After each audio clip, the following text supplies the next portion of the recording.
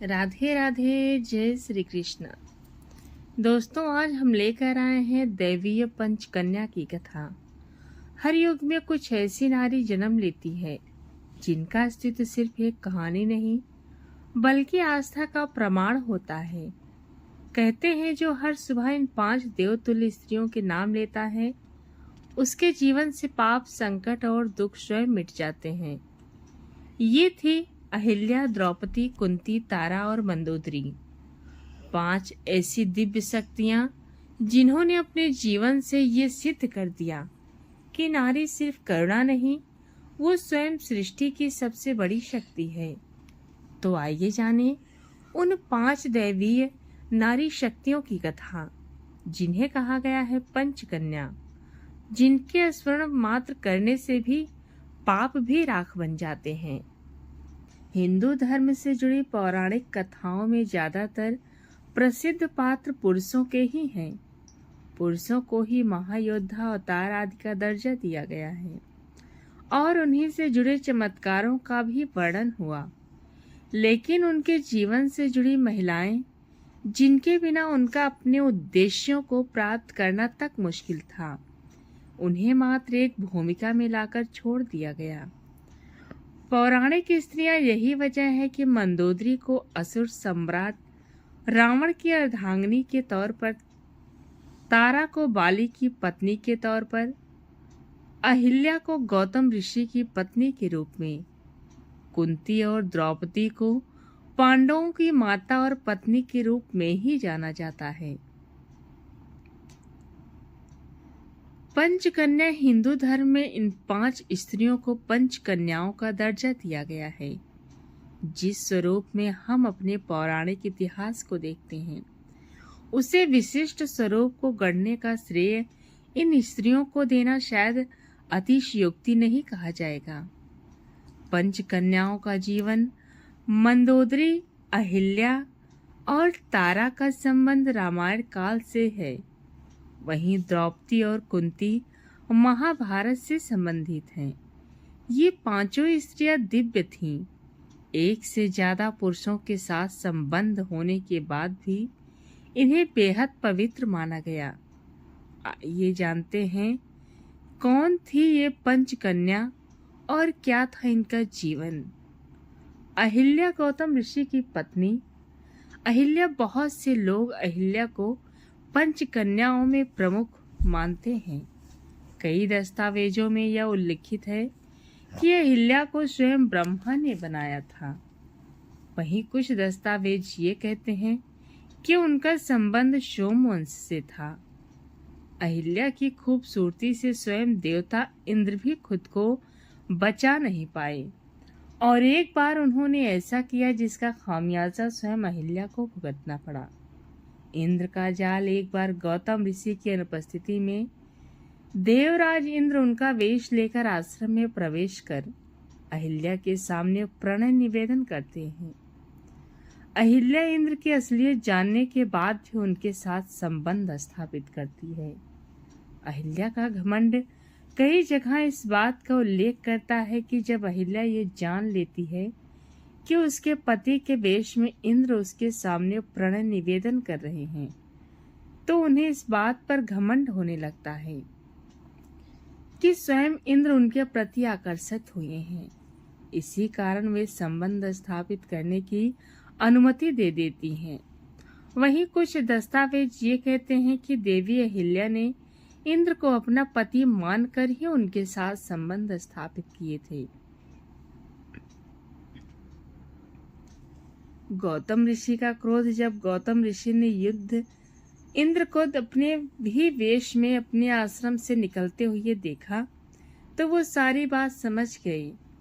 क्रोधावेग में उन्होंने अपनी पत्नी अहिल्या को पत्थर बन जाने का श्राप दिया और कहा कि जब तक स्वयं भगवान राम अपने पैरों से उन्हें नहीं छुएंगे, तब तक अहिल्या इंसानी रूप धारण नहीं कर पाएगी। ये श्राप देकर गौतम ऋषि तप करने के लिए हिमालय की ओर प्रस्थान कर गए। राम द्वारा उद्धार गुरु विश्वामित्र के साथ विचरण करते हुए राम ने गौतम ऋषि के सुनसान पड़े आश्रम पहुंचे, जहां उन्हें अहिल्या रूपी पत्थर दिखा। विश्वामित्र ने राम को सारी घटना बताई, जिसे सुनकर राम ने अहिल्या का उद्धार किया। तारा किष्किंधा की महारानी और बाली की पत्नी तारा का पंचकन्याओं में दूसरा स्थान है। कुछ ग्रंथों के अनुसार तारा बृहस्पति की पौत्री थी, तो कुछ के अनुसार समुद्र मंथन के समय निकली मणियों में से एक मणि तारा थी। तारा इतनी खूबसूरत थी कि देवता और असुर सभी उनसे विवाह करना चाहते थे। बाली की पत्नी बाली और सुषेण मंथन में देवताओं के सहायक के तौर पर मौजूद थे। जब तारा क्षीर सागर से निकली, तब दोनों ने ही उनसे विवाह करने की इच्छा प्रकट की। बाली तारा के दाहिने तरफ खड़ा था और सुमेर उनकी बाईं ओर। तब विष्णु ने इस समस्या का हल किया कि जो व्यक्ति कन्या की दाहिनी ओर खड़ा होता है वो उसका पति, और जो बाईं ओर खड़ा होने वाला उसका पिता होता है। ऐसे में बाली को तारा का पति घोषित किया गया। सुग्रीव के साथ युद्ध असुरों के साथ युद्ध के दौरान बाली के मृत्यु को प्राप्त जैसी अफवाह उड़ने पर सुग्रीव ने बाली की पत्नी के साथ विवाह कर खुद को किष्किंधा का सम्राट घोषित कर दिया। लेकिन जब बाली वापस आया, तब उसने अपने भाई से राज्य और अपनी पत्नी को हासिल करने के लिए आक्रमण कर दिया। बाली ने सुग्रीव को अपने राज्य से बाहर कर दिया और साथ ही उसकी प्रिय पत्नी रोमा को अपने पास ही रखा। जब सुग्रीव को राम का साथ प्राप्त हुआ, तब उसने वापस आकर फिर बाली को युद्ध के लिए ललकारा। तारा का सुझाव। तारा समझ गई कि सुग्रीव के पास अकेले बाली का सामना करने की ताकत नहीं है, इसीलिए हो न हो उसे राम का समर्थन प्राप्त हुआ है। उसने बाली को समझाने की कोशिश करी लेकिन तभी बाली ने समझा कि सुग्रीव को बचाने के लिए तारा उसका पक्ष ले रही है। बाली ने तारा का त्याग कर दिया और सुग्रीव से युद्ध करने चला। बाली का कथन, जब राम की सहायता से सुग्रीव ने बाली का वध किया, तो मृत्युशैया पर रहते हुए बाली ने अपने भाई सुग्रीव से कहा कि वे हर मामले में तारा का सुझाव अवश्य लें। तारा के परामर्श के बिना कोई भी कदम उठाना भारी पड़ सकता है। मंदोदरी तीसरा नाम है असुर सम्राट रावण की पत्नी मंदोदरी का, जिसने रावण के हर बुरे कदम पर खेद प्रकट किया और उसे हर बुरा काम करने से रोका। हिंदू धर्म से जुड़े दस्तावेजों में मंदोदरी को एक ऐसी स्त्री के रूप में दर्शाया गया है जो हमेशा सत्य के मार्ग पर चली। मंदोदरी असुर राजा मायासुर और हेमा नामक अप्सरा की पुत्री थी। मंदोदरी की सुंदरता पर मुग्ध होकर रावण ने उससे विवाह किया था। रावण की नजरअंदाजगी पंच कन्याओं में से एक मंदोदरी को चिरकुमारी के नाम से भी जाना जाता है। मंदोदरी अपने पति द्वारा किए गए बुरे कार्यों से अच्छी तरह वाकिफ थी। वो हमेशा रावण को यही सलाह देती कि बुराई के मार्ग को त्याग कर सत्य की शरण में आ जाए। लेकिन अपनी ताकत पर गुमान करने वाले रावण ने कभी मंदोदरी की बात को गंभीरता से नहीं लिया। सीता का उस श्राप रावण की मृत्यु के पश्चात भगवान राम के कहने पर विभीषण ने मंदोदरी से विवाह किया। कुछ ग्रंथों में ये भी उल्लेख मिलता है कि मंदोदरी ने सीता को ये श्राप दिया था कि उनका पति उन्हें त्याग देगा। कुंती रामायण काल के बाद चौथा नाम आता है कुंती का। हस्तिनापुर के राजा पांडु की पत्नी और 3 ज्येष्ठ पांडवों की माता कुंती को ऋषि दुर्वासा ने एक ऐसा मंत्र दिया था जिसके अनुसार वो जिस भी देवता का ध्यान कर उस मंत्र का जाप करेंगी, वो देवता उन्हें पुत्र रत्न प्रदान करेगा। मंत्र का प्रभाव कुंती को इस मंत्र के प्रभाव को जानना था। इसीलिए एक दिन उन्होंने भगवान सूर्य का ध्यान कर उस मंत्र का जाप आरंभ किया। सूर्य देव ने प्रकट हुआ और उन्हें एक पुत्र प्रदान किया। वो पुत्र कर्ण थे, लेकिन उस समय कुंती अविवाहित थी, इसीलिए उन्हें कर्ण का त्याग करना पड़ा। पांडु की मौत स्वयंवर में कुंती और पांडु का विवाह हुआ। पांडु को एक ऋषि द्वारा यह श्राप मिला था कि जब भी वो किसी स्त्री का स्पर्श करेगा उसकी मृत्यु हो जाएगी।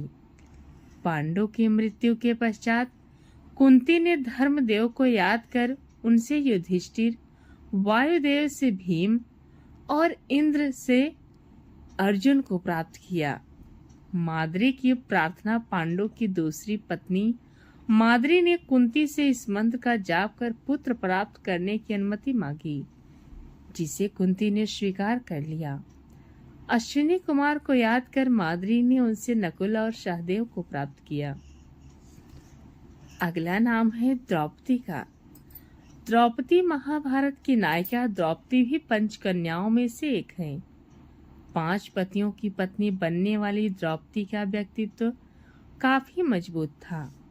स्वयंवर के दौरान अर्जुन को अपना पति स्वीकार करने वाली द्रौपदी को कुंती के कहने पर 5 भाइयों की पत्नी बनकर रहना पड़ा। काली का अवतार द्रौपदी को वेद व्यास ने ये वरदान दिया था कि 5 भाइयों की पत्नी होने के बाद भी उसका कौमार्य कायम रहेगा। प्रत्येक पांडव से द्रौपदी को एक एक पुत्र रत्न की प्राप्ति हुई। बचौपड़ के खेल में हारने के बाद जब पांडवों को अज्ञातवास और वनवास की सजा हुई, तब द्रौपदी ने भी उनके साथ सजा का पालन किया। कुरुक्षेत्र के युद्ध में अपने पुत्र, पिता और भाई को खोने वाली द्रौपदी को कुछ ग्रंथों में माँ काली तो कुछ में धन की देवी लक्ष्मी का अवतार भी कहा जाता है। दोस्तों, अगर आप भी मानते हैं कि नारी सिर्फ सृजन नहीं, स्वयं ब्रह्मांड की सबसे बड़ी शक्ति है, तो कमेंट में लिखिए जय पंचकन्या माता की। और इस वीडियो को इतना शेयर कीजिए कि हर कोई जान सके। जब सृष्टि भी हार मान जाए, तब उठती हैं पंचकन्याएं।